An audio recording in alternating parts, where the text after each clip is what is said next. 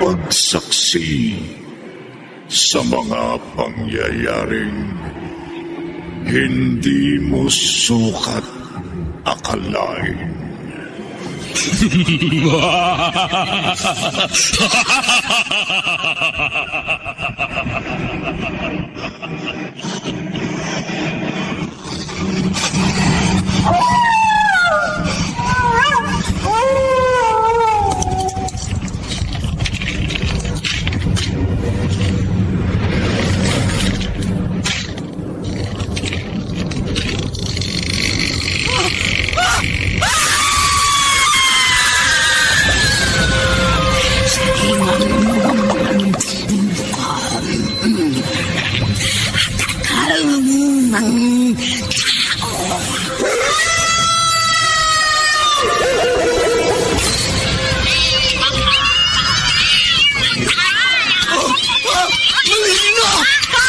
Mga kambo ng kaniliman!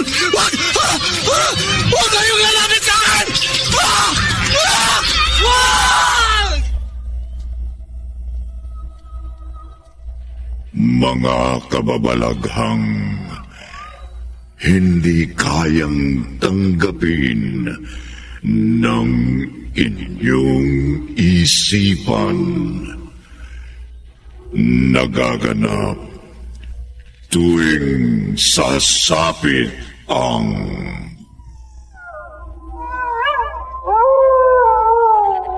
gabi ng lagi.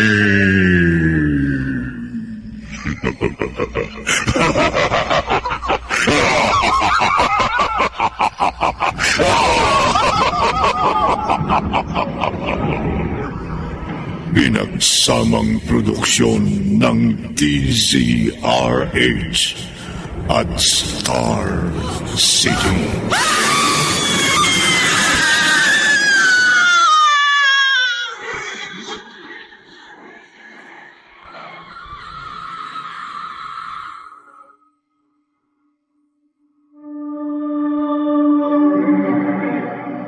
Magandang gabi, kaibigan.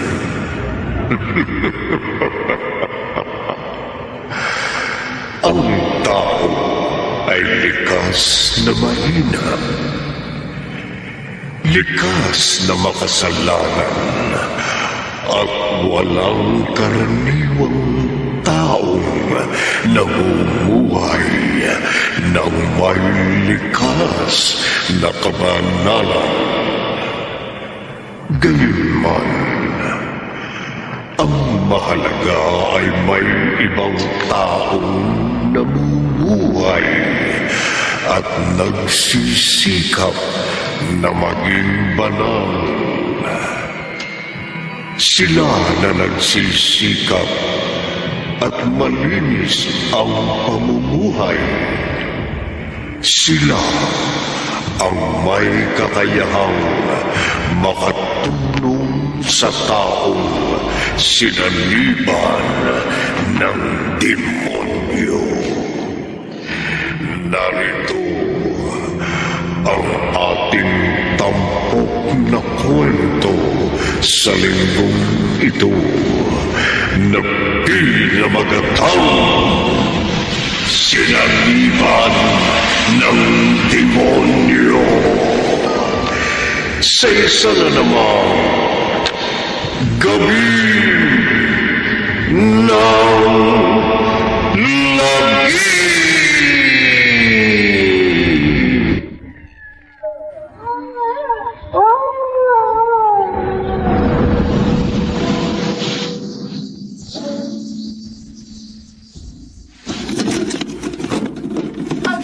Oh, bakit bigla nang laki ang mga mata mo, Nati?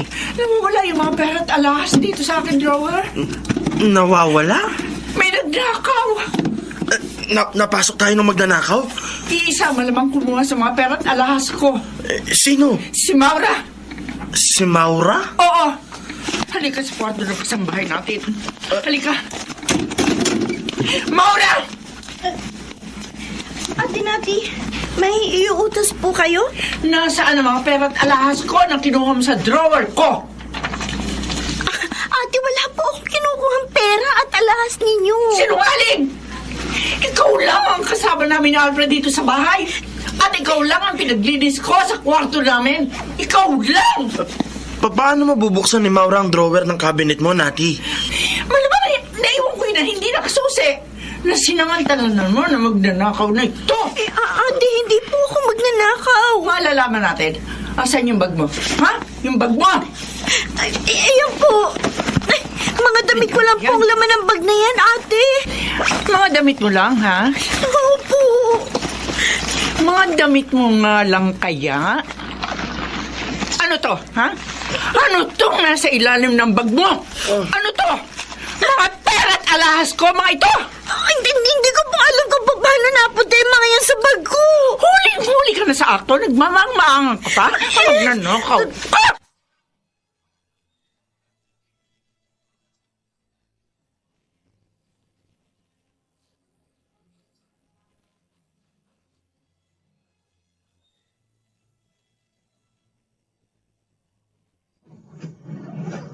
Gemma, Maiyak ka na naman. hindi ko lang mapigilang hindi mapaluha. Mula nung makulong ka dito sa selda, gabi-gabi ka nalang umiiyak. Hindi ko akalain makukulong ako. Kahit sa mga nauna kong amo, naging tapat akong kasambahay sa kanila. Ginagampanan ko ang trabaho ko ng higit pa sa dapat kong gampanan. Nagkukusa ako kahit sa mga gawain na hindi inuutos sa akin. Nagmamalasakit ako sa mga amo ko. Itinuturing ko silang parang tunay ko ng kapamilya. Pero ang huli kong naging amo, pinagbintangan akong nagnakaw kahit hindi ko ginawa. Kaya ako nakulong. Ay, pareho pala tayo ng kapalaran. Kaya ako nakulong dahil napagbintangan din ako sa kasalanan na hindi ko naman ginawa. Napagbintangan ka rin nagnakaw? Nakulong ako dahil sa droga. Drug addict ka? Hindi. Wala akong anumang bisyo. Naghahanap buhay ako ng marangal para sa pamilya ko. Nagkasakit yung asawa ko kaya napilitan ako maglabada. At nakasanayan ko na nga yung pagkuha at paghatid ng labada doon sa bahay ng mga nagpapalabas sa akin. Pero nung isang araw, nung maghatid ako ng labada, may pulis na humalang sa akin. Hinuli ako dahil meron daw nagtip sa kanya na merong illegal na droga sa aking labada. Hindi ko naman maintindihan kung paano nagkaroon ng shabu sa mga dala kong damit. Pareho pala tayo naging biktima ng masamang kapalaran. Oo. Pero hindi ko dinidibdib yung pagkakakulong ko. Hindi tulad mo. Madalas kang malungkot at umiiyak. Madalas hindi ka makakain at hindi ka makatulog. Alam mo, naniniwala ako na isang araw mapapatunayan din na wala akong kasalanan. At makakalaya din ako sa awa at tulong ng Diyos. Sa awa at tulong ng Diyos? Oo. Kapag may problema ako, nagdadasal ako, Maura. At sa maraming pagkakataon, tinutulungan ako ng Diyos. Hindi ako naniniwalang may Diyos, Gemma. Ha? Ay, huwag mo sabihin yan. Kung totoong may Diyos, hindi ako makukulong nang wala akong kasalanan. Dahil hindi naman ako gumagawa ng masama. Maura. At kung totoong may Diyos, bakit hinahayaan niyang guluhin ako ng demonyo? Demonyo? Oo, Gemma. Isang dahilan kaya hindi ako makatulog. May kumakalusko sa tabi ko. May nagpaparamdam. Ha? At may boses ng lalaki na madalas bumubulong sa akin. Mga bulong na hindi ko maintindihan. Pero nakakakilabot. Nakakatakot. Mga bulong na parang mga bulong ng demonyo.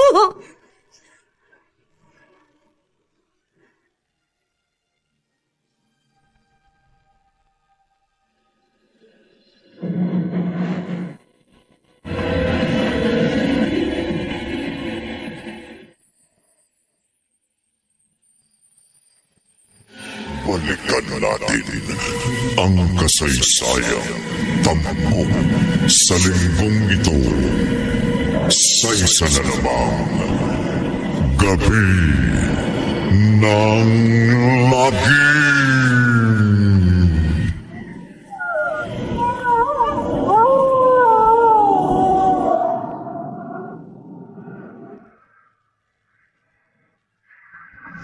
Ano po, Lolo Carlo? May bumubulong na boses ng lalaki sa apo mong nakabilang. Opo, Father Roy. Kaya lumapit po ako sa inyo pagkatapos ng inyong misa. Ano raw pong ibinubulong sa apo ninyo? Hindi raw po niya maintindihan. Pero nakakatakot daw po, nakakakilabot ang boses na naririnig niya na parang boses daw po ng demonyo. Nakasama yata sa apo ninyo ang pagkakakulong niya. Mahigit 1 linggo pa lang po mula nang mabilanggo siya. Pero kaninang huli kong dumalaw sa kanya, malaking ipinangayayat niya. At nangangalumata ang kanyang mga mata. Araw-araw at gabi-gabi raw po kasi siyang nababalisa. Natatakot. Kaya hindi siya makakain at hindi makatulog. At madalas siya umiiyak. Huwag naman po sanang magkasakit ang apo ninyo. Father, maaari niyo po bang dalawin si Maura? Lolo Carlo, Baka totoo pong ginagambalang apo ko ng demonyo.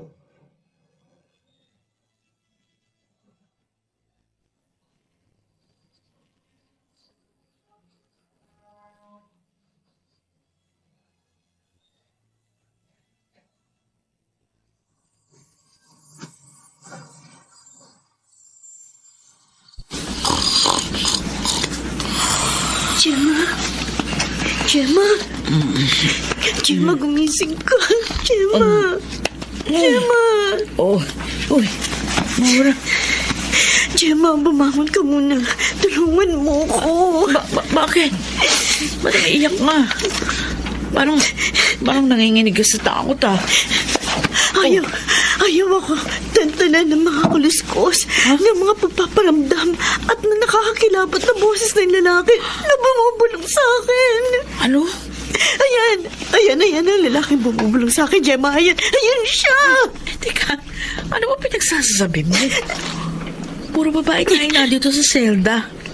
Tsaka, wala akong nakikita ang lalaki doon sa tinuturo mo. Meron! Ayan siya, oh. Bakit ba hindi mo siya makita? Wala nga Nakakakilabot ang kanyang itsura, Gemma. Malalimaw ang mukha niya. Malalaki ang kanyang nalilisik na mga mata. Mabalahibo ang buong katawan niya. Malalaki ang kanyang mga ngipin. At may buntot. At may sungay siya. Ayan siya. Papalapit siya sa akin. Sasanip sa katawan ko ang demonyo. Maura! Sasanipan ako ng demonyo!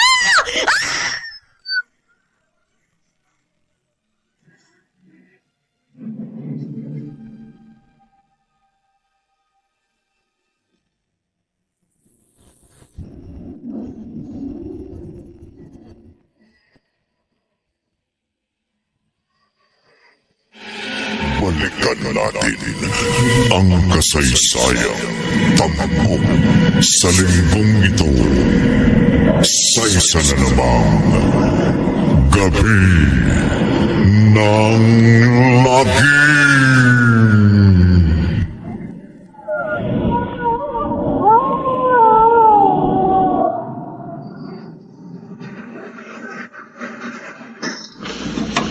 Kayo na naman? Oo, ako nga. Ang lolo ni Maura. Nagbalik ako rito dahil meron lamang akong gustong linawin sa inyo ng asawa mo. Sino yung nag-doorbell? Ang lolo ni Maura.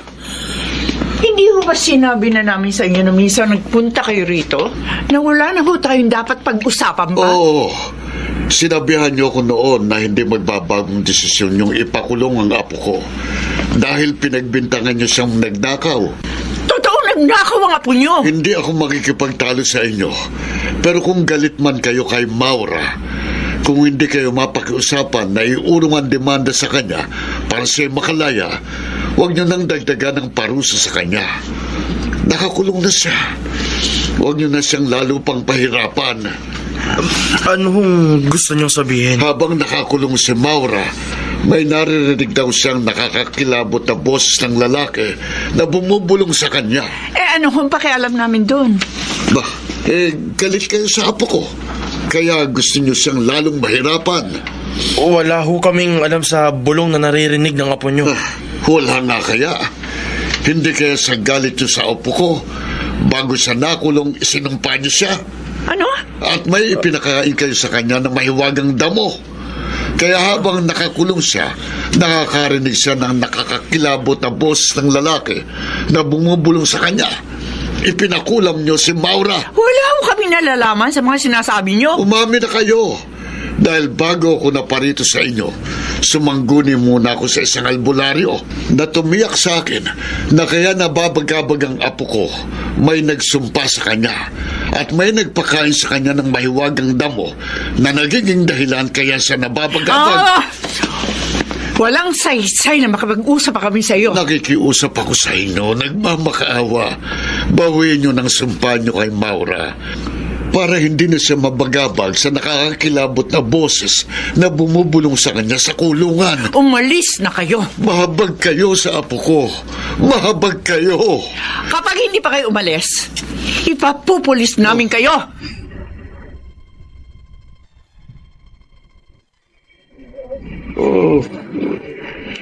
Lolo Carrio, huwag po kayong mabahala.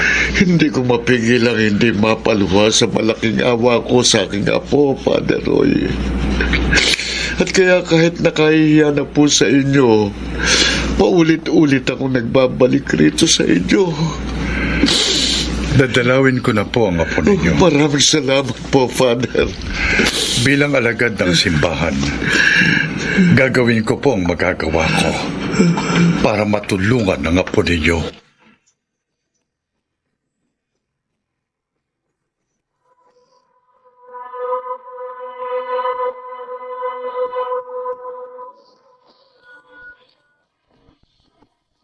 Layuan niyo ako!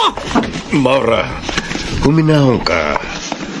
Maupo ka lang at mag-uusap tayo para matulungan kita. Hindi ko kailangan ng tulong! Isa akong psychiatrist. Wala akong pakialam kahit sino ka pa! Binigyan tayo ng pagkakataon ng mga otoridad dito sa presinto na makapag-usap ng sarilinan sa kwartong ito para magamot ang karamdaman mo. Wala akong karamdaman! Nababagabag ka raw. May naririnig ka raw na boses na bumubulong sa'yo at nakakakita ka raw ng demonyo.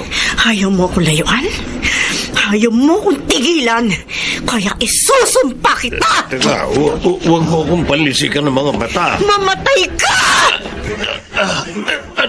Ang dibdib ko biglang kumirot. Hindi ako makaya. Mamatay ka!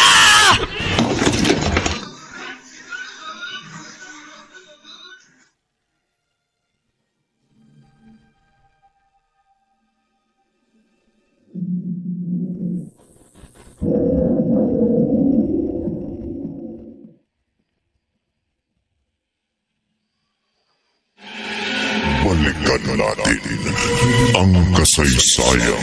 Tampok sa linggong ito. Sa isa na namang gabi ng lagim.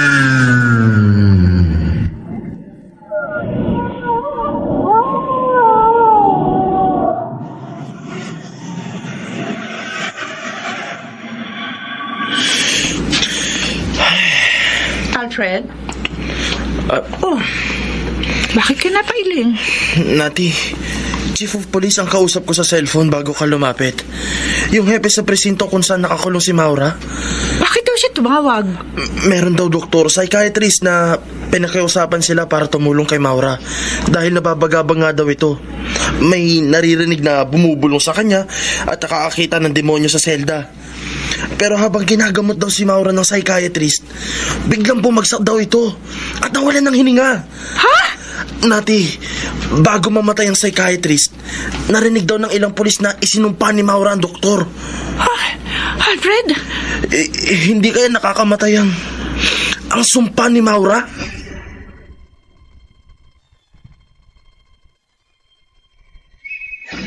Lolo Carrio, Maura, may kasama ako sa pagdalaw sa'yo. Maura, kumusta ka? Lolo Cario, hindi ko po siya kilala. Si Father Roy, isa siyang pare. Bakit niyo po siya isinama rito? Gusto lamang kitang makausap, Maura. Mapayuhan, may pagdasal. Hindi ko kailangan ng dasal. Maura, tutulungan ka ni Father Roy. Hindi ko po kailangan ng tulong niya, Para Lolo. hindi ka na mabagabag, Apo. Para wala ka nang marinig na boses na bumubulong sa'yo. At para hindi ka na makakita ng demonyo. Maura, kailangan mong tulong ng Panginoon. Umalis kayo! Huwag kang magalit. Huwag mong panlisikan ng mga mata si Father Roy. Lolo Cario, huwag kayong dadalaw sa akin na may kasama kayong pare. Huwag na huwag! Maura. Kung hindi, isusumpa ko siya! Ha? Mamamatay siya!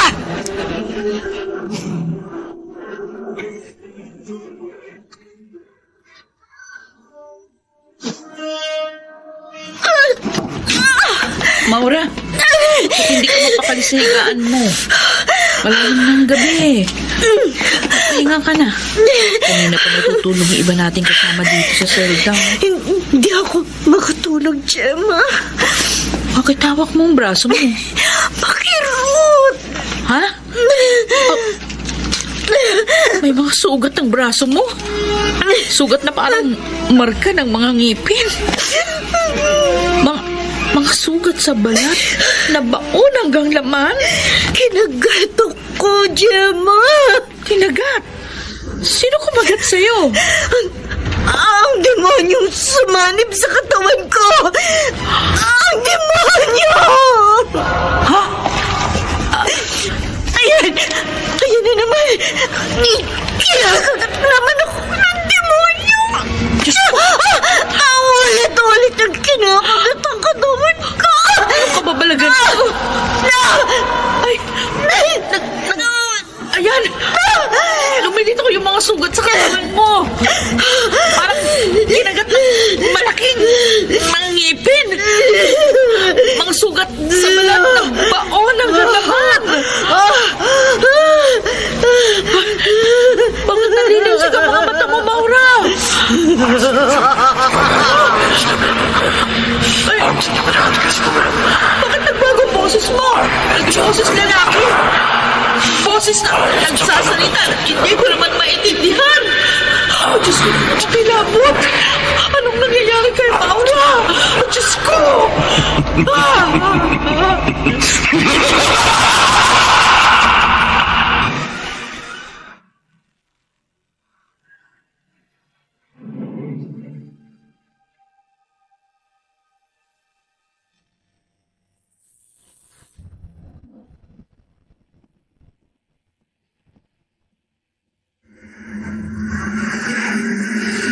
Balikan natin ang kasaysayan.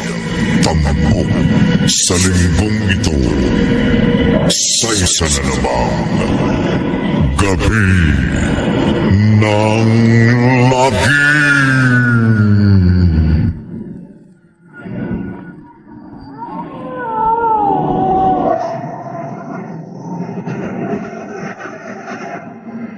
Father Roy, pasensya na po kayo. Wala po kayong aalalahanin sa akin, Lolo Cario. Naunawaan ko pong hindi magandang pagtrato ng inyong apo sa akin. Kaninang dumalaw tayo sa kanya sa presinto. Mula po kasi sa pagkabata ni Maura, hindi siya nailapit ng mga magulang niya sa Diyos at hindi rin siya nagsisimba. At naaabolido po ang apo niyo sa pagkakulong niya. At pasensya na po kayo, Father.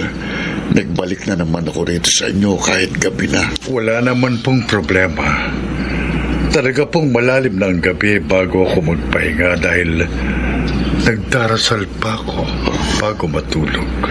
Hindi po karaniwan ang nangyayari sa apo ko. Hindi po siya dating magagalitin at mayulente. Mabait po siya. Halata ko nga na parang wala siya sa kanyang sarili. Hindi po kayang apo ko sinasaniban ng demonyo.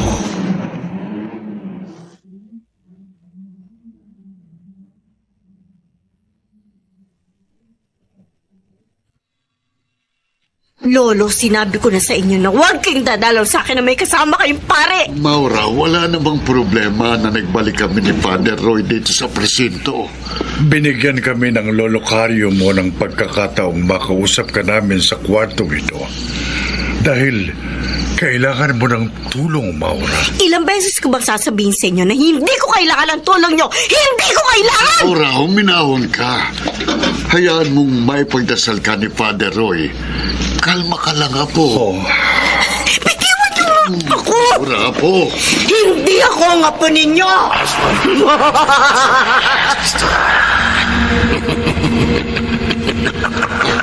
Father Roy, nagbago pong boses ni Maura. Naging boses lalaki siya. At nagsasalita po siya ng lingwahe hindi maunawaan at nakakikilabo. Tamang kutob niyo, lolokaryo. Sinasaniban ng demonyong inyong apo. Kaya sisikapin kong mapalayas ang kampo ng dilim. Mamamatay ka.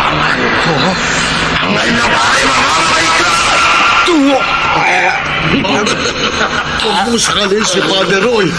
Bitiwan mo si Father. Bitiwan mo siya.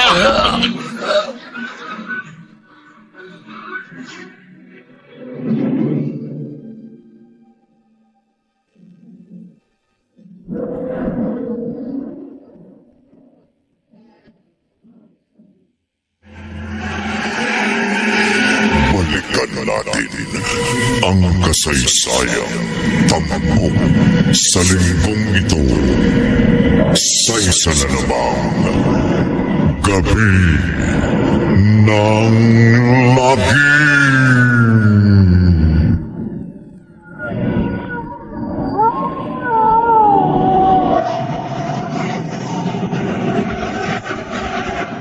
Oh, Diyos ko. Oh, bakit ka napasign of the cross, Nati? Alfred, si Chip yung tumawag dito sa bahay. Yung police chief sa presintong kinakukulungan ni Maura? Oo. May misteryo na naman ba nangyari doon? Bukod sa psychiatrist na biglang namatay habang ginagamot si Maura? Dahil nga sa pagkamatay ng psychiatrist, nagkakala yung mga pulis na sinaniban ng demonyo si Maura. Dahil nililitawan daw siya ng mga sugat sa katawan. Naayon daw kay Maura yung mga kagat ng demonyo sumanib sa kanya. Kaya pumayag ang mga pulis na may pare na dumalaw kay Maura para mapalayas ang demonyo na nakasanib sa kanya. Pero Pero ano, Nati? Namatay na naman ng pare dahil isinumpa ni Maura? hindi. Pero sinakal daw ni Maura yung pare. Nabitiwan lamang ito ng awatin nila si Maura at ilayo ang pare. Mabuti naman at wala nang sumunod na naging biktima ang pagsumpa ni Maura. Para daw gusto maniwala ng mga pulis na sinaniban ng demonyo si Maura. Dahil ang boses lalaki raw siya. Nakakakilabot ang boses lalaki na nagsasalita na lingwaheng hindi maintindihan. Kaya natatakot ako, Alfred.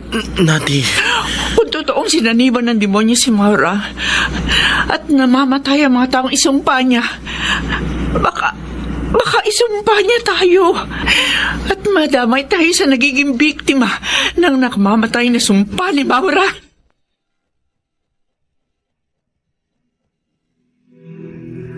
Father Roy, pasensya na po kayo sa inasal sa inyo ni Maura. Hindi na po natapos ang paghingi niyo ng pasensya sa akin, lolokaryo. Ako pong napapahiya sa inasal sa inyo ng apo ko sa ginawa niyang pagsakal sa inyo kahapon. Wala po kayong aalalahanin sa akin. Dahil hindi po ang apo ninyong sumakal sa akin. Naniniwala po kayong sinaniban ng demonyo si Maura.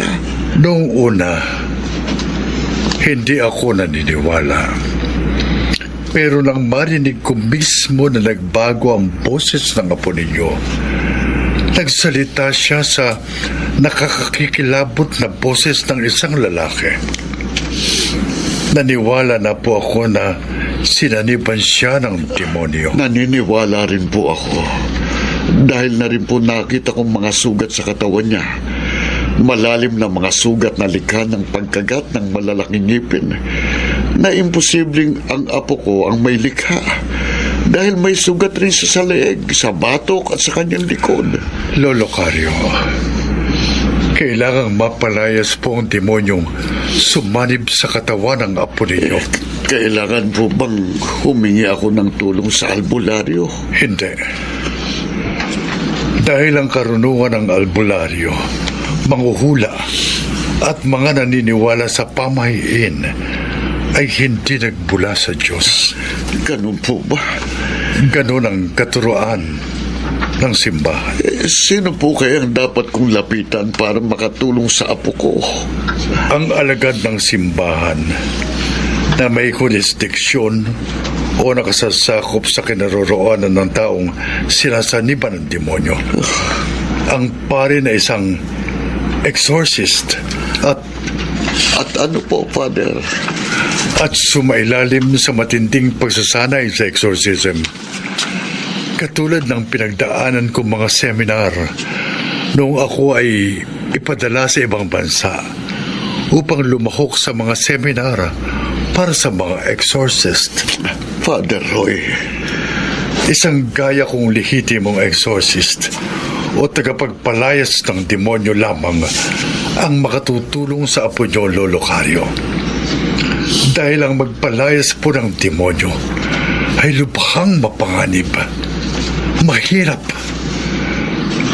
napakahirap kalaban ang dyablo.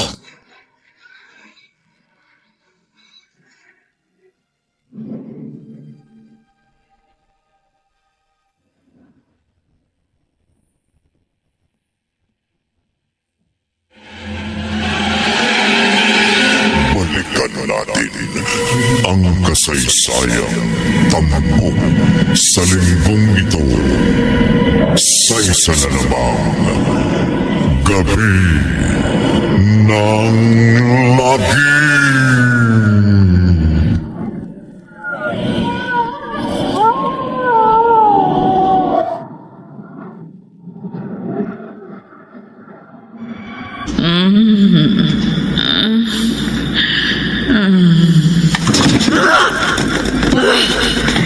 Maura, bakit nagdadabog ka at nanlinisik ang mga mata mo? Hangal!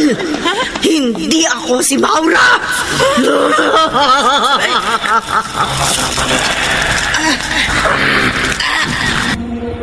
Maura! Bakit umiikot ang leeg mong parang trumpo? Hindi na liko, babae. Gumagapang ka sa dingding? Sakit sa min? Para kang butiki na gumagapang sa buong selda. Ipinakikita ko lamang sa iyo ang aking kapangyarihan. Maura! Ipagtitikim ko sa iyo ang kapangyarihan ko. Wag! Wag mo akong saklin! Hindi ako makaika! Batiwan mo ako! Hangal, kahit anong tagdasan ko, hindi ka makakahulog ko sa mga kamay ko. Bibigayin ko ang leeg mo. Dudurugin ko ang kamunan mo. Papatayin kita.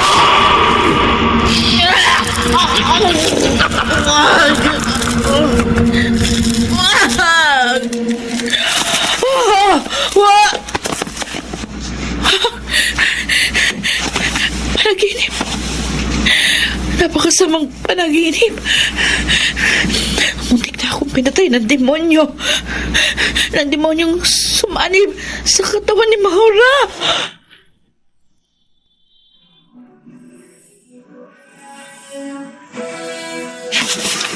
Alfred? Nati, Bakit gising ka pa?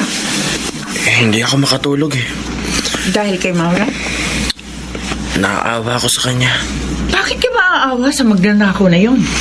Nabawi mo naman ang mga pera at alahas mo na sinasabi mong tinangkang nakawin ni Maura. Hindi pa ba sapat na parusa sa kanya yung tinanggal mo siya sa trabaho? Sobra na yata yung ipinakulong mo pa siya. Tama lang sa kanya yon. Sa ikinikilos mo ko na iintriga.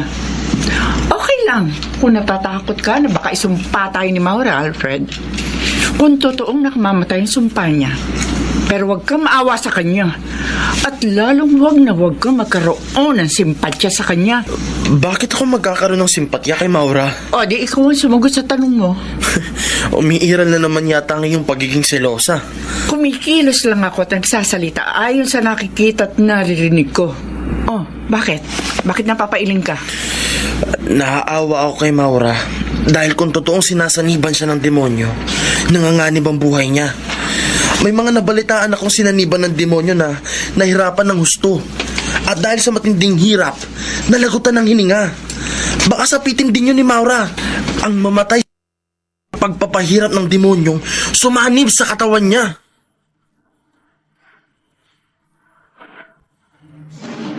Father Roy, Maura, nagbalik ako rito sa presinto. At napapayag kong hepe rito na magkasaril naman tayo sa kwartong ito para matulungan kita. hindi ko kailangan ng tulong mo! Kailangan mong tulong ko para mapalayas kong demonyong sumanib sa katawan mo. Huwag mong ilapit sa akin yun! Sa pamamagitan ng krusipiyong hawak ko. Sa ayaw at sa gusto mo, lalayas ka sa katawan ng babaeng ito. Sabi mo, alagad ng impyerno. Ano man ang pangalan mo, sino ka man, gaano ka man ka makapangyarihan, may higit na makapangyarihan sa'yo. Kaya inuutusan kita, lumayas ka sa katawan ng babaeng ito. Lumayas ka!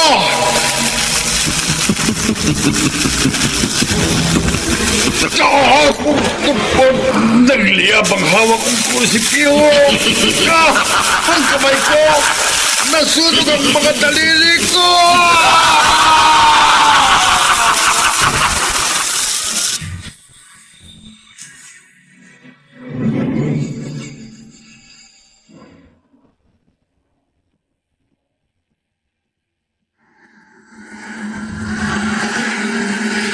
Balikan natin ang kasaysayang tampok sa linggong ito. Sa isa na namang gabi ng lagim.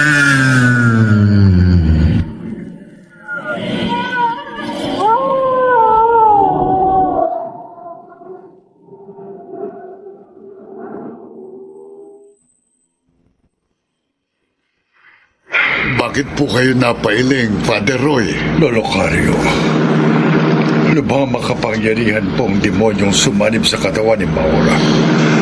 Kaya nasunog ang ilang daliri ko.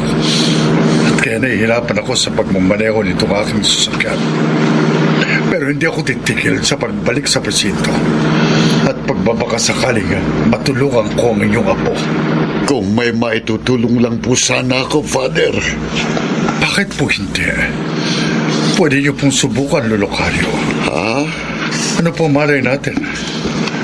Kung kayo makapagpalaya sa demonyong nakasanib sa katawan ng inyong apo. Pero, ordinaryong tao lamang ako. Natutuhan ko po sa seminar sa exorcism. Hindi lamang po mga alagad ng simbahan ang may karapatan at kakayahang magpalayas ng demonyo. Maging ang ordinaryong tao na may tuturing na karapat-dapat. Karapat-dapat po, Father. Mga tao pong may malinis na puso. May likas na pananampalataya sa Diyos at puspos ng banal na espiritu. Oh, Father. Paano niyo po malalabanan ng Diablo? Kung kayo po mismo, Lolo Cario, ay hindi malinis.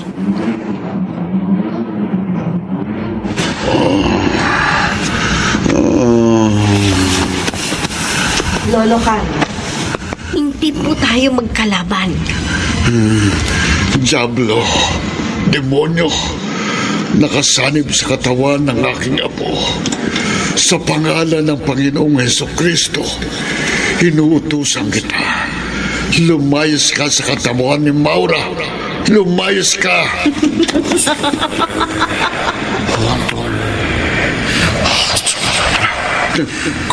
Nagbagong boses ng apo ko. Ang katawan ni Maura unti-unting umaangat sa sahig, lumulutang sa hangin. Ang kabinetit sa kwarto umaangat sa hangin. Kusang gumagalaw ang kabinet. Gumagalaw, papasakin ang malaking kabinet.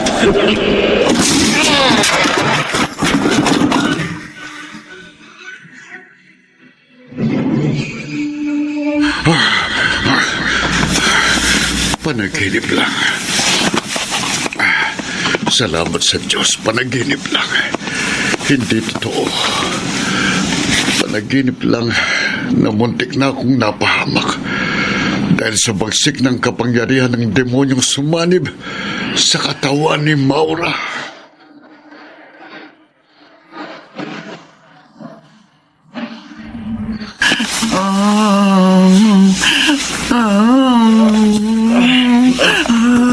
Nati? Nati? Hoy, Nati, gumising ka! Alfred! Alfred! Binabangungot ka yata, umuungol ka habang natutulog. Salamat. Panaginip lang. Hindi totoo. Ano bang napanaginipan mo? Nakakakilabot. Nakakatakot. Sinaniban daw ako ng demonyo.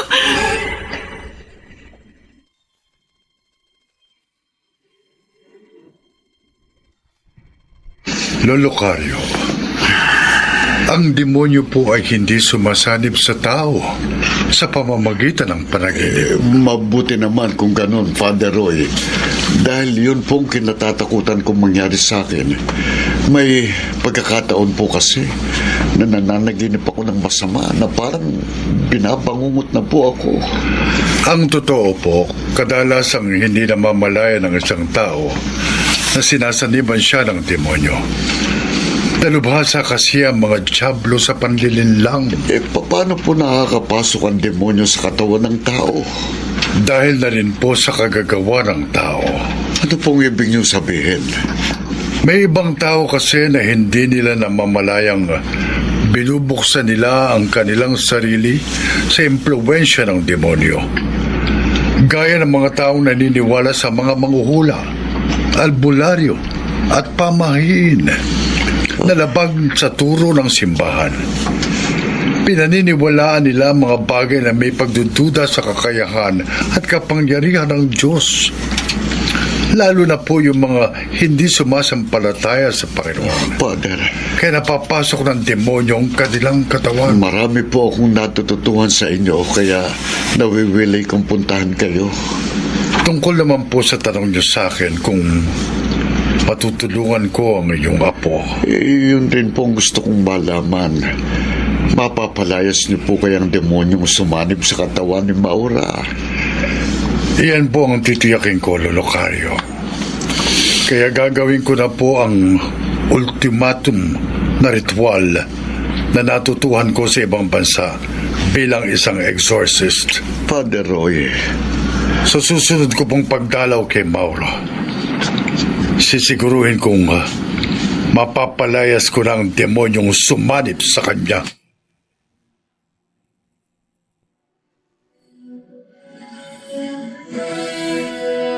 Sa ngala ng Ama, ng Anak, ng Diyos, ng Espiritu Santo. Amen. Gemma, ano ginagawa mo? Nagdasal ako, Maura. Nagdasal. Mula pa sa akin pagkabata, nakaugalian ko na nakasanayang magdasal pagkagising ko at bago matulog. Sinasayang mo lang ang oras mo sa pagdadasal. Ha? Hindi. Huwag ka na magdasal! Bangal! Maura! Alam mo kung kanino ka dapat manalangin? Sa akin. Sa akin! Nagbago na naman ang boses mo. Nagsasalita ka na naman ng lingwaheng hindi ko maintindihan. Sinaniban ka na naman ng demonyo. Hindi ako si Maura. Wag, Maura, ba't di mo mali ka? Huwag mo akong sakalin. Tulad ng ginawa mo sa akin. Sa akin! Gisip! ka nananaginip lamang ngayon. Mahal ka. Mamamatay ka na. Papatayin na kita.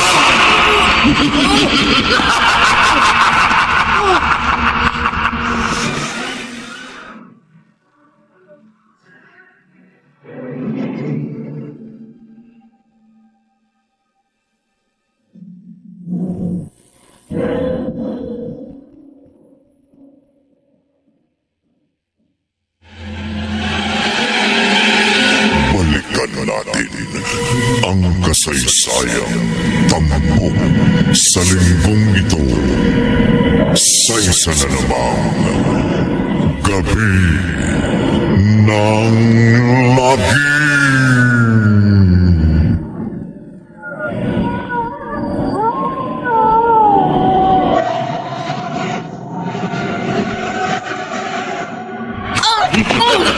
Papatayin na kita.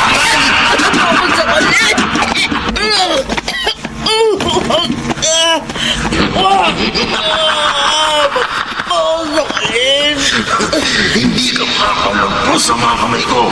Lalo, ibigay ng leg mo. Namamatay ka na.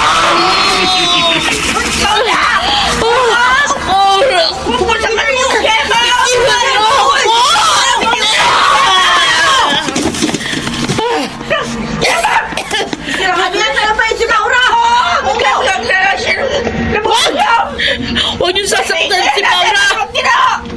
Wala siya sa kanyang sarili! Nati, huwag kang matakot. Parang nawawala ako sa sarili ko, Alfred. Huwag mong isipin yan. Natatakot ako. Namasaniban ako ng demonyo. Ngayon hindi ko alam kung totoong may ganon. Para hindi ka matakot, magdasal ka. Magdasal? Oo, magsimba tayo. Oo nga. Matagal na tayo hindi nagsisimba. Kasi nga, madalas tayong abala sa mga ginagawa natin. Oo, sige. Sa darating na linggo, magsimba tayo. Magdasal tayo sa simbahan. Oo. Sa pagdadasal natin, pagsisihan natin ang mga nagawa nating kasalanan. At itawid natin. Alfred. Kung hindi natin pagsisisihan at itutuwid ang ating mga naging kasalanan, baka hindi pakinggan ng Diyos ang ating dasal.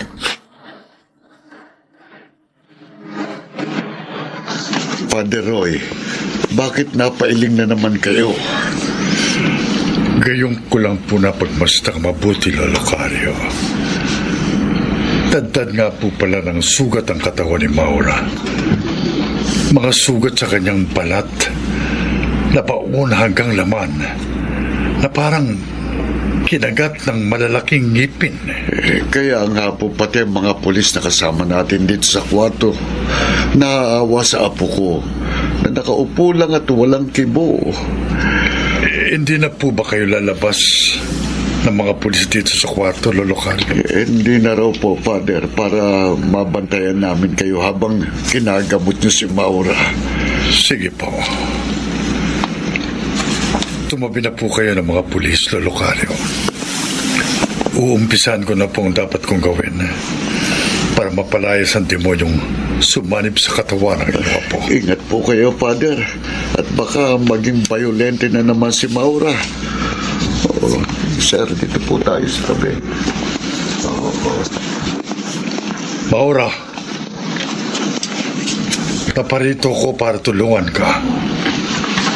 Hayaan mong matulungan kita. Ilang beses ko bang sasabihin sa'yo? Hindi ko kailangan ng tulong mo. Kailangan mo ang tulong ko. Wala ka sa iyong sarili. Nasa ilalim ka ng kapangyarihan ng demonyo. Kaya nagdala ko ng benditadong tubig. Walang saysay sa akin yan.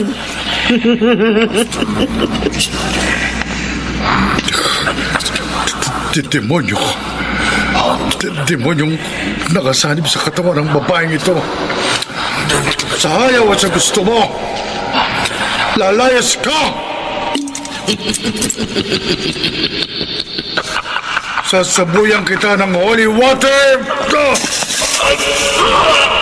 Lumayas ka sa katawan ng babae yan, demonyo! Lumayas ka! Tayo na dahil kang aking kapangyarihan! Apoy! Bigla akong napaligyan ng apoy!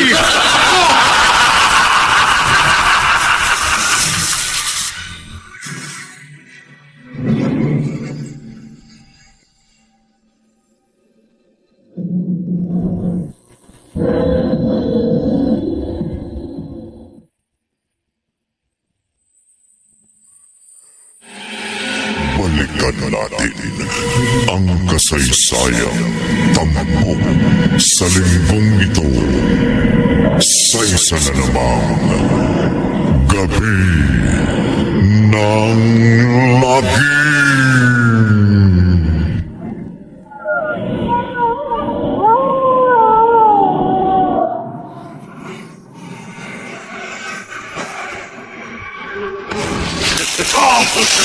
Nadadala ako sa apoy.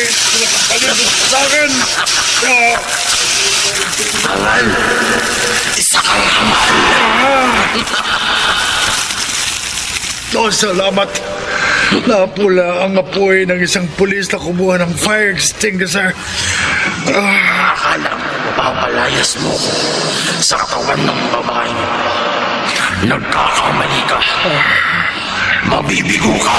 Sa ayaw at sa gusto mo, demonyo. Lalayas ka sa katawan ng babaeng ito. Wala kang karapatang palayasin ako. Isa akong exorcist. May karapatan akong magpalayas ng gaya mong demonyo. Wala kang karapatan. Alam kong lahat ng dapat gawin para mapalayas ka. At saan kukuha ng karapatan ang gaya mong makasalanan? Sa ayaw at sa gusto mo, demonyo. Susundin mo ko. Hindi kita maaaring sundin, hangal. Oh, Paano kita susundin? Ngayon pareho lamang tayong masama. Nagkaiba lamang tayo dahil lantaran ng aking kasabahay.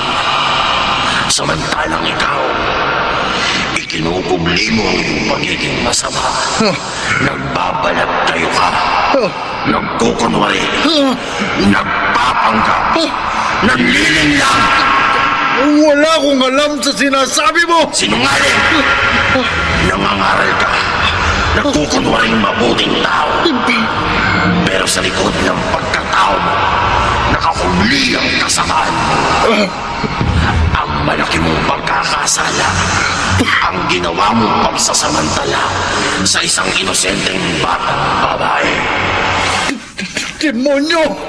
Nailihim at napagtakpan mo lamang ang iyong pagkakasala dahil ginamit mo ang iyong impluensya at pera. Pero lalo bang pinabigat ang iyong pagkakasala nang ipalaglag mo ang naging bunga ng iyong pagsasamantala sa isang may wala kang maililihim sa akin, hangal.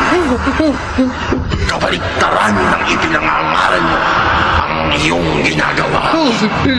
Hindi ka totoong mabuting tao. Hindi ka malinis. Marumi ka. Makasalanan. Masama. Mapagkunwari ka lamang. Pati ako, palalayasin mo. Kakalabanin mo ko. Dapat kang mamatay. Huwag mo kong panlisikan ng mga mata, demonyo! Isinusumpa kita. Huwag! Mamamatay ka! Hangal! Mamamatay ka! Biglang nalikip ang dibdib ko. Hindi ako makahinga.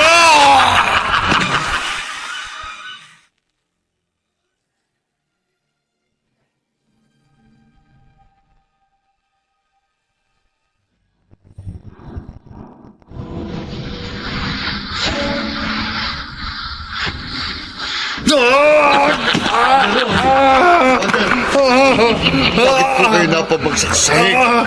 Bakit hawak ng dibdib nyo? Kayo, makirot po ang dibdib ko. Nahihirapan akong huminga. Mamamatay ka, hangal! Mapagkunwari! Masamang tao! Mamamatay ka! Sa ospital. Opo, Father.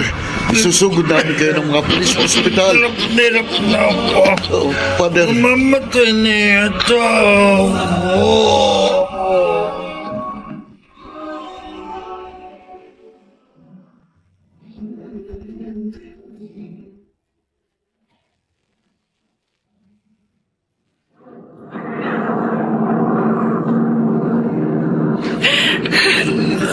Nati? Bakit inihinto mo ang sasakyan, Alfred? Malayo pa tayo sa atin. Itinabi ko muna tong kotse dahil napansin ko napaiyak ka. Kahit kanina nga sa simbahan tayo, hindi ko napigilang hindi mapaluha habang nagdarasal ako.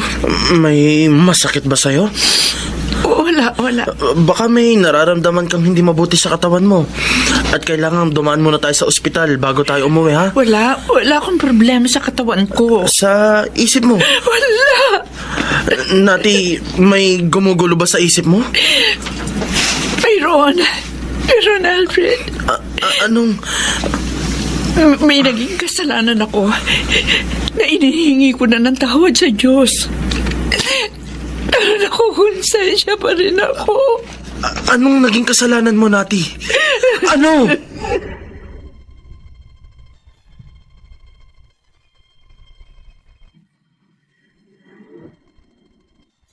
Sa ngalan ng Ama, ng Anak, at ng Espiritu Santo. Gemma, Hayaan mong ipatong ko ang isang kamay ko sa ulo mo habang pinagdadasal kita. hindi dasal ang kailangan ko. Malaking may tutulong ng panalangin para hindi ka saniba ng demonyo, para hindi ka niya pahirapan, at para mapatunayan na wala kang kasalanan, para makalaya ka. Kung totoong nagkasala ako, maluwag sa loob kong tatanggapin na maparusahan ako. Kahit makulong ako ng habang buhay. Pero wala akong kasalanan. Kaya nga, ipagdarasal kita. Ang patas na pag-iimbestiga sa kaso ko, ang aking kailangan. Para mapalitan mong totoo na hindi ako nagnakaw. Para makalaya ako. Habang pinagdarasal kita, manalangin ka din sa Diyos. Sabayan mo ako sa pagdarasal. Hindi. Panginoon, kaawaan mo po si Maura. Tigilan mo ang pagdarasal para sa akin! Para matigil ka sa ginagawa mong kahibaan.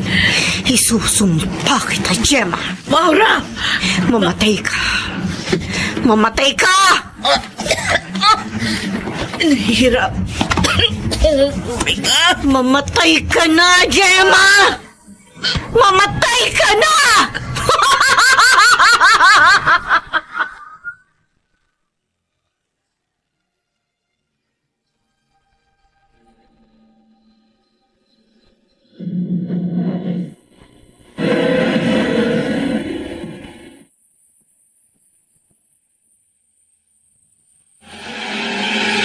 Balikan natin ang kasaysayan.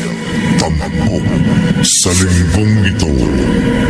Sa isa na namang gabi ng lagim.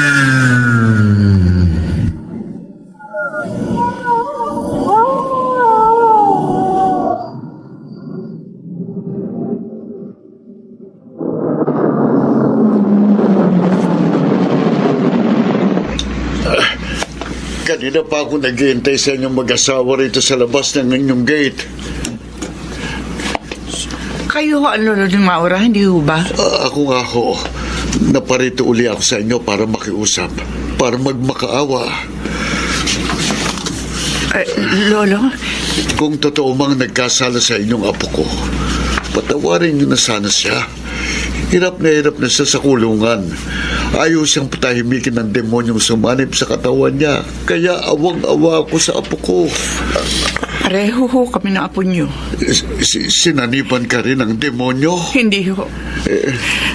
Pero ayaw din ho akong patahimikin ng aking buti. sa nagawa kong kasalanan sa apo nyo. Ano, Nati? Kay Maura ka nagkaroon ng kasalanan? Oo, Alfred. Malaki ang naging pagkakasala ko kay Maura. Napakalaki.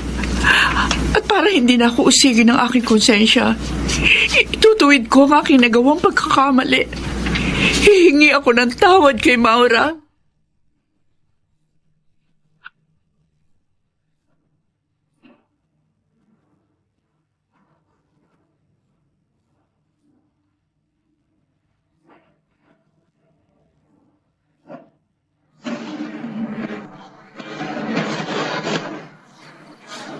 Mamamatay ka na, Gemma!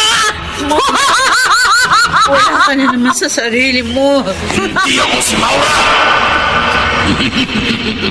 Sinanibang ka na naman ng demonyo. Hangal ka! Demonyo! Ilang ulit mo nang napatunayan ang pagsik ng aking kapangyarihan. Pero patuloy ka pa rin nagdadasal sa tinatawag ng Diyos.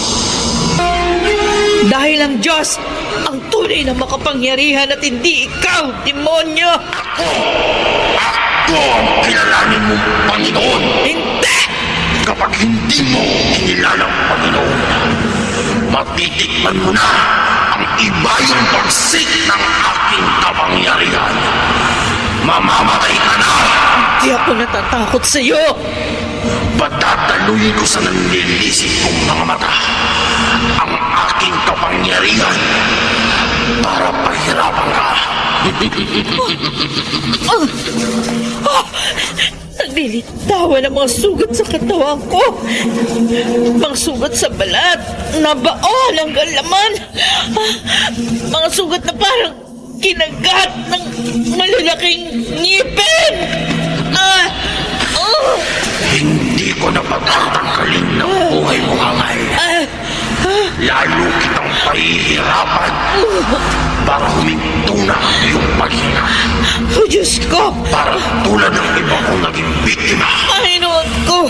mamamatay ka na! Huwag mo pong itulot na may-aring kasamaan dito sa mundo. Panginoon, tulungan mo po ako. Panginoon! Panginoon! Yesu Cristo!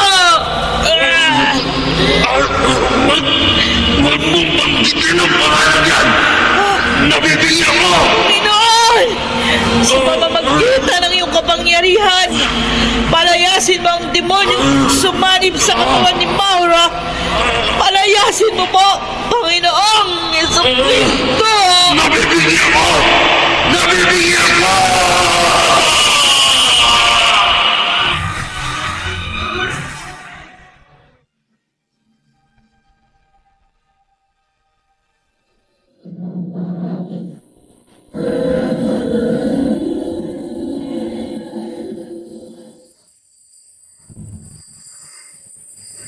Balikan natin ang kasaysayan. Tampok sa linggong ito. Sa na namang gabi ng lagim.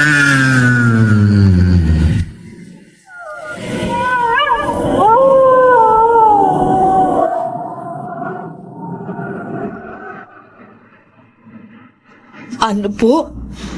Father Roy? Makakalaya na ako? Oo, Gemma. Dahil may isang lalaking nagkumpisal sa akin na nagsisisi sa nagawa niyang malaking kasalanan sa iyo na naging dahilan ng pagkakabilanggo mo. Ha? Sino po yun? Ako, Gemma. Berting? Ikaw? Ako nga, Gemma. Ang kapitbahay mong lingid sa'yo, nalulong sa bawal na gamot. At para masustento ang kong aking masamang bisyo, napilitan akong maging pusher.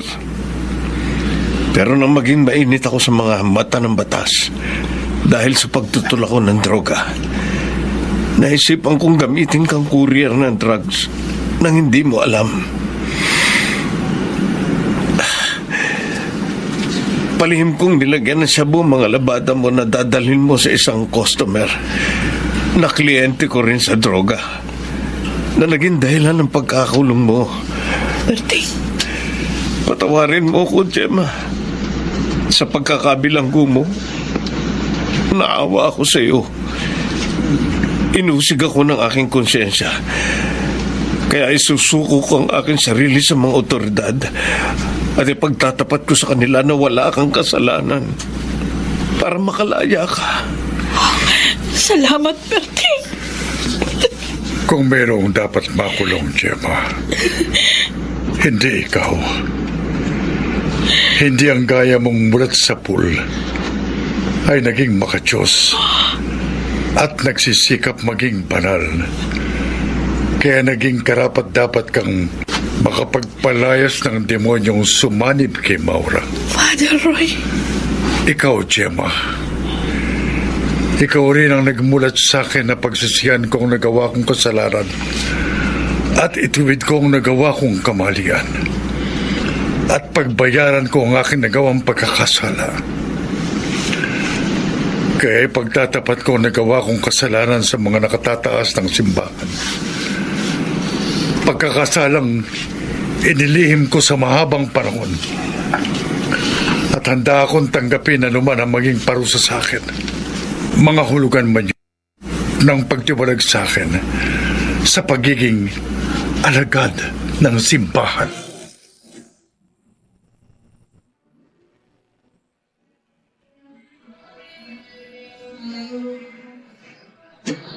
Maura, sorry. Sorry. Ate Nati, Hindi ka dapat nakulong. Wala kang kasalanan. Nangyari lang ang lahat dahil sa akin pagiging suspitsyosa at selosa. Namapansin ko, madalas napapatingin si Alfred sa iyo ng may paghanga. Na-insecure ako. Natakot akong lokohin ako ng asawa ko. Kaya nag-isip ako ng paraan para mapalayas ka sa bahay namin. Kaya pinagbintangan kitang magnanakaw at ipinakulong. Pero tinitiyak ko sa asawa ko na kailanman hindi ko siya magagawang pagtaksilan. Patawarin mo sana ako, Maura. Itutuwid ko ang nagawa kong kamalian sa iyo para makalaya ka na. Ngayon din. Maura, aasikasuhin na namin ang iyong paglaya.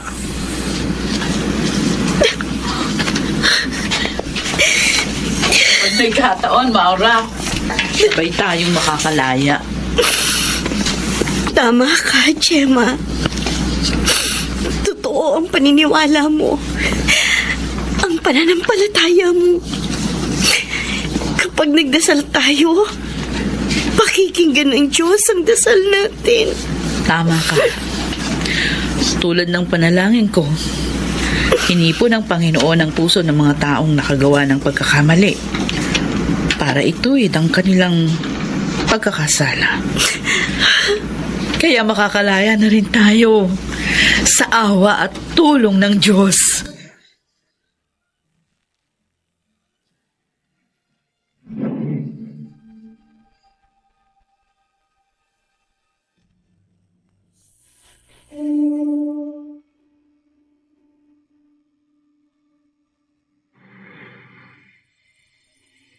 Ibinigay ng Diyos sa mga tunay na sumasampalataya sa Kanya ang misyon na gawing mga alagad niya ang lahat ng tao sa buong mundo.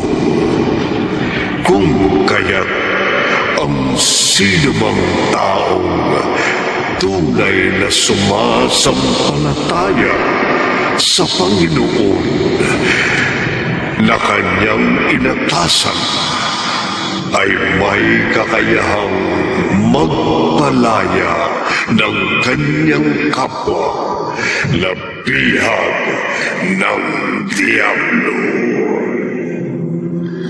Dito natatapos ang ating tampok na kwento sa linggong ito na pinamagatang sinaniban ng demonyo sa isa na namang gabi ng lagi.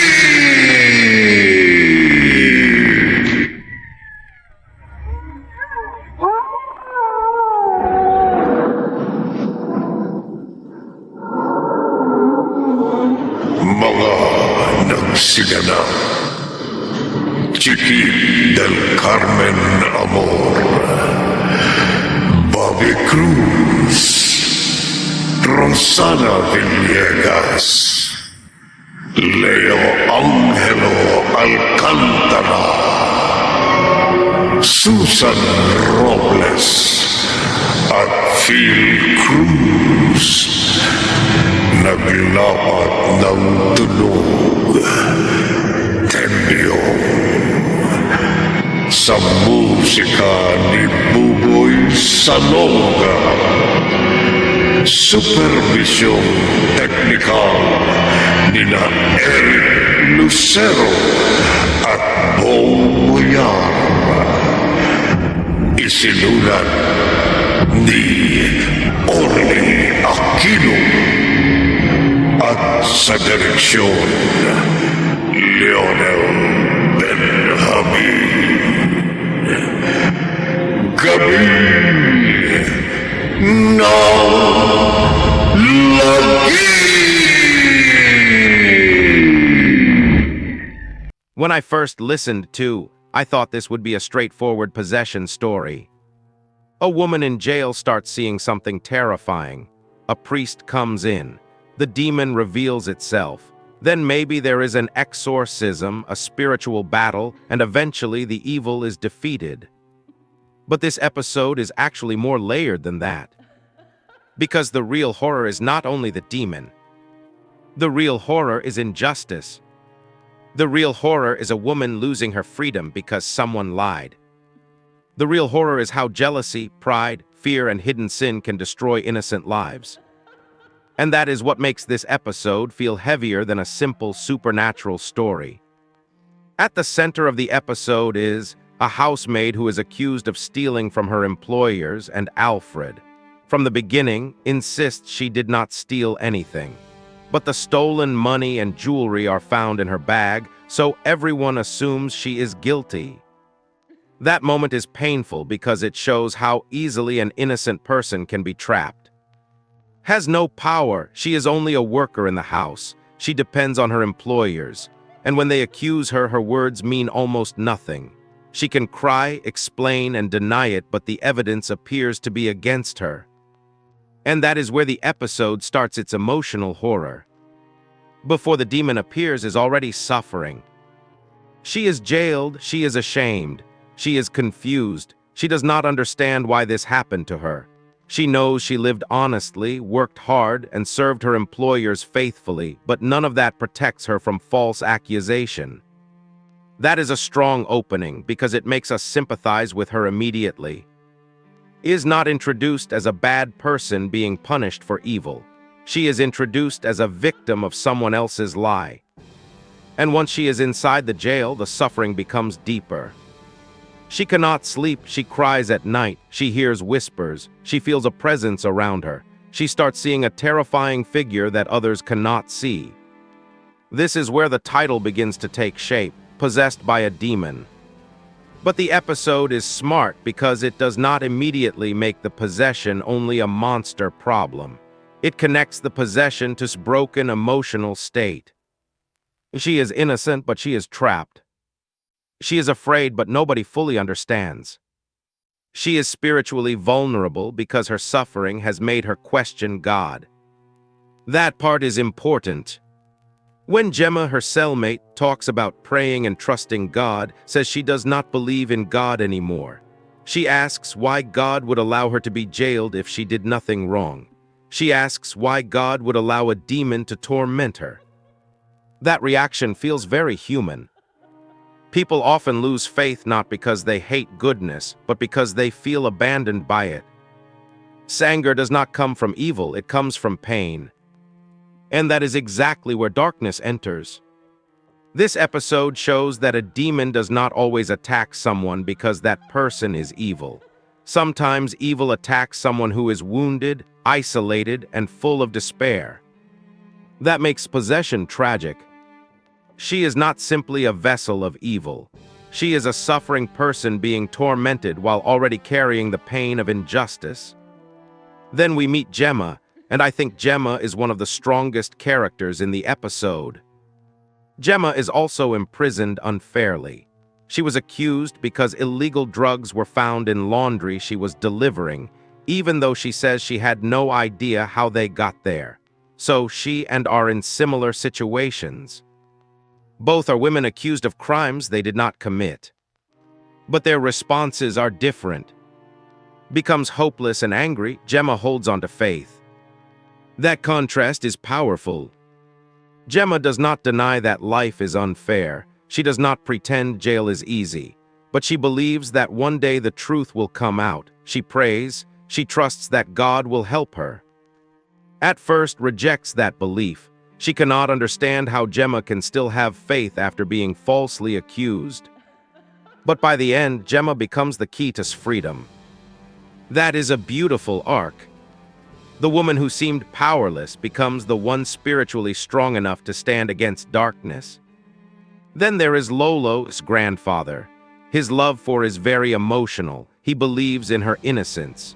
He knows she is suffering. He goes to her former employers to beg them to stop whatever they may have done to her. He even suspects that someone may have cursed her. Whether or not his understanding is correct, his desperation feels real. He is an old man trying to save his granddaughter. And because he feels helpless, he turns to Father Roy. This is where the story brings in the spiritual side more directly. Father Roy is introduced as a priest who wants to help. At first, he seems like the obvious hero of the story. He is trained in exorcism. He understands the danger. He knows that dealing with possession is not simple. But the episode does something interesting with him.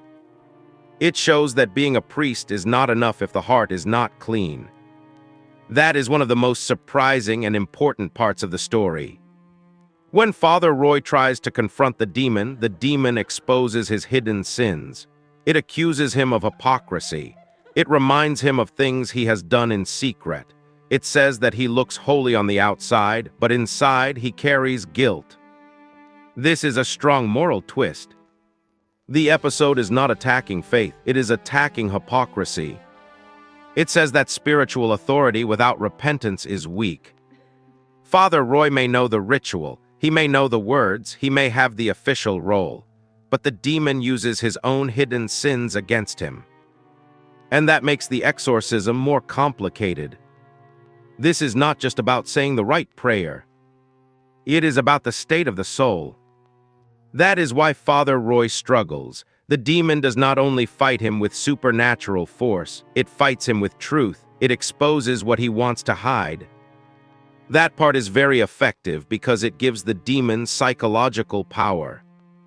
It is not just terrifying because it can hurt people. It is terrifying because it knows secrets. It knows guilt. It knows shame. And it uses those things as weapons. This is one of the reasons this episode feels more mature than a simple possession story. The demon is not defeated only by religious symbols. It must be defeated by truth, repentance, and genuine faith. Then we return to an Alfred. At first appears confident that is guilty. She is angry and harsh. But as the story continues and strange things happen, fear begins to enter her heart. She starts having nightmares. She becomes afraid that might curse them. She begins to feel guilt. And that guilt is important. Because deep down knows the truth. Is she framed? Her motive is not money, it is jealousy. She notices Alfred looking at with admiration, and instead of trusting her husband or confronting her insecurity honestly, she chooses to destroy his life. She plants the stolen items in his bag and has her imprisoned. That reveal is disturbing because it shows how jealousy can become cruelty. This insecurity becomes someone else's prison. That is real horror. No demon had to force to do that. She chose it. Her jealousy opened the door to injustice, and once injustice happened, darkness spread. This is one of the strongest messages of the episode. Evil does not always begin with possession. Sometimes it begins with a lie. A lie becomes accusation. Accusation becomes imprisonment. Imprisonment becomes despair. And despair becomes an opening for darkness. That chain is powerful. Then we also get the truth about Gemma's case.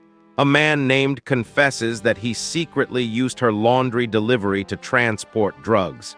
He allowed her to be arrested for something she did not do, but his conscience eventually breaks him. This is another important parallel. Both and Gemma are innocent women harmed by other people's sins. This jealousy harmed, this selfishness harmed Gemma, and the only way the story can be healed is through confession. That is the turning point. The demon is not defeated only by force. The wider darkness is defeated when people admit the truth. Confesses. Father Roy also admits that he has hidden sin and is ready to face consequences. That is why the ending feels morally complete. The story is not only about freeing from a demon, it is about freeing everyone from lies. Is freed from false accusation. Gemma is freed from wrongful imprisonment. Is freed from the weight of guilt by confessing. Is freed from hiding his crime. Father Roy is freed from hypocrisy by deciding to confess his own past. This is why the episode has a strong spiritual message. Faith is not just prayer, faith must be connected to truth. You cannot pray while hiding cruelty. You cannot fight evil while protecting your own sin. You cannot ask for light while living inside lies. That is what the demon exposes. And that is what the episode wants the audience to understand. The real exorcism is not only in body, it is in the hearts of everyone involved. Gemma's role becomes especially beautiful near the end. She is not a priest. She is not powerful in society. She is just another prisoner. But because her faith is sincere and her heart is clean, she becomes spiritually strong. That is the opposite of Father Roy's situation. Father Roy has the title, but he is weakened by hidden guilt. Gemma has no title, but she has sincere faith. That contrast is probably the most important lesson in the episode. Spiritual power does not come from appearance. It comes from truth, faith, humility, and a clean heart. And that is why Gemma can stand against the demon. She prays for, she does not abandon her. Even when the demon threatens her, she keeps calling on God. She believes God will answer. And eventually that faith becomes the bridge to freedom. The final message says that those who truly believe in God and live with sincere faith can help free others from the influence of evil. That is a classic Gabbai moral ending, but here it works because the whole story builds toward it. This episode is also strong because it deals with the danger of judgment. Judges as a thief. The legal system accepts the false evidence. People assume the worst. Even begins to judge God because of her suffering. But by the end, the truth reveals that things were not what they seemed. Was innocent. Gemma was innocent. Father Roy was not as pure as he appeared. Was not as righteous as she pretended. Was carrying hidden guilt. That reversal is very effective. The episode keeps reminding us appearances can deceive. A prisoner can be innocent. A respected person can be guilty. A priest can be sinful. A simple woman in jail can be spiritually strong. That is a very powerful dramatic structure. In terms of horror, the possession scenes are intense because they combine fear with helplessness. Sees something others do not see. Her body suffers. Her voice changes. She feels attacked by something she cannot escape. But again, the scariest part is that she is trapped in jail while it happens. She cannot just run home. She cannot surround herself with family.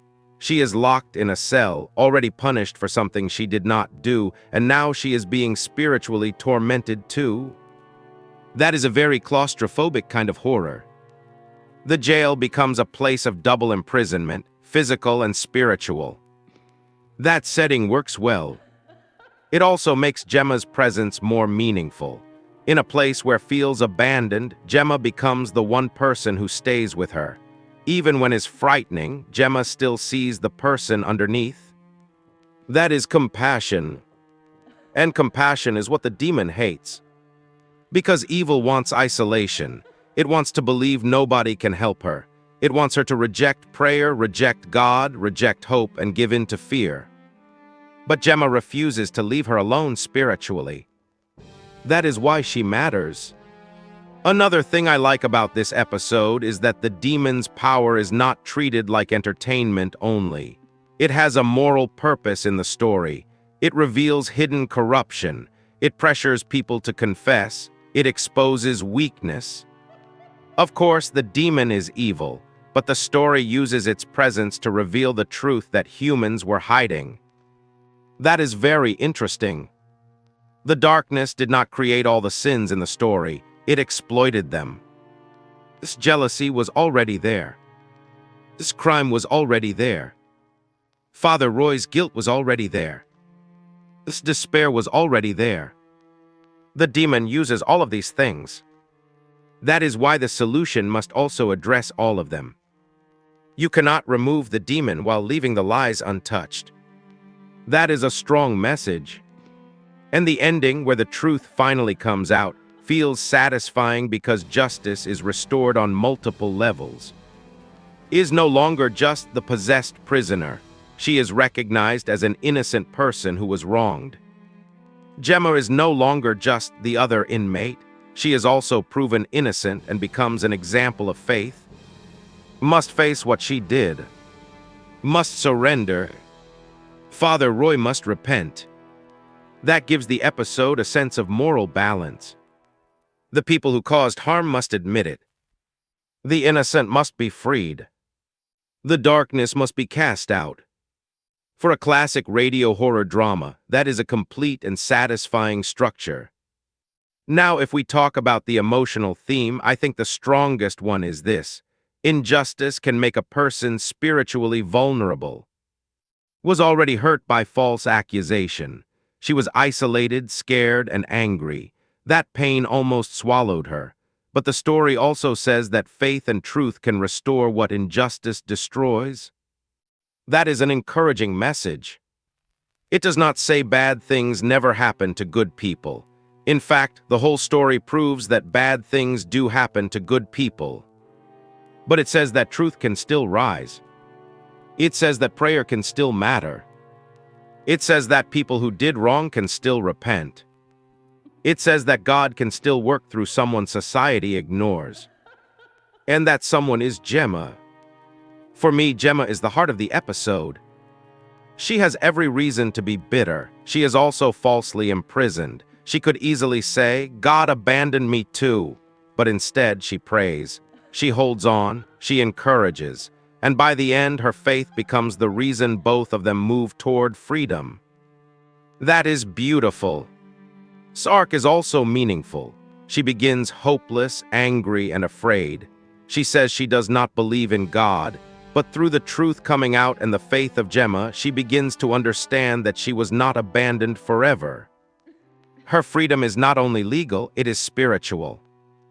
She is freed from the false accusation, but also from despair.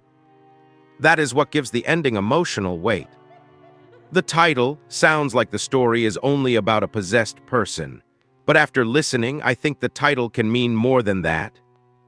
Yes is possessed, but in another way, jealousy possessed, guilt possessed, hypocrisy possessed Father Roy, fear possessed Alfred, despair possessed, and the story shows that every person needs some kind of deliverance. That is what makes it strong. It is not just one woman needing to be saved from a demon. It is an entire circle of people needing to be saved from lies, fear, guilt, and sin. That is a much deeper horror story.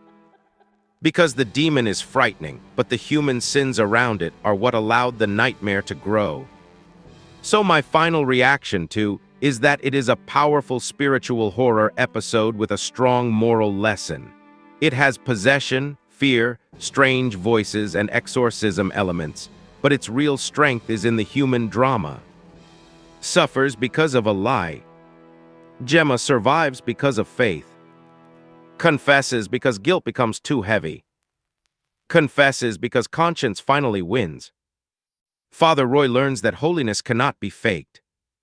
And the demon is defeated not only by ritual but by truth. That is the heart of the story. The episode reminds us that darkness grows where lies are protected. But when people confess, repent, pray, and return to truth, the darkness loses its power. And honestly, that is what makes this episode memorable. It is not only scary, it is meaningful. It tells us that faith is not just something spoken, it must be lived. It tells us that innocence may suffer, but truth can still come out. And it tells us that no demon, no curse, no hidden sin is stronger than a clean heart that truly calls on God.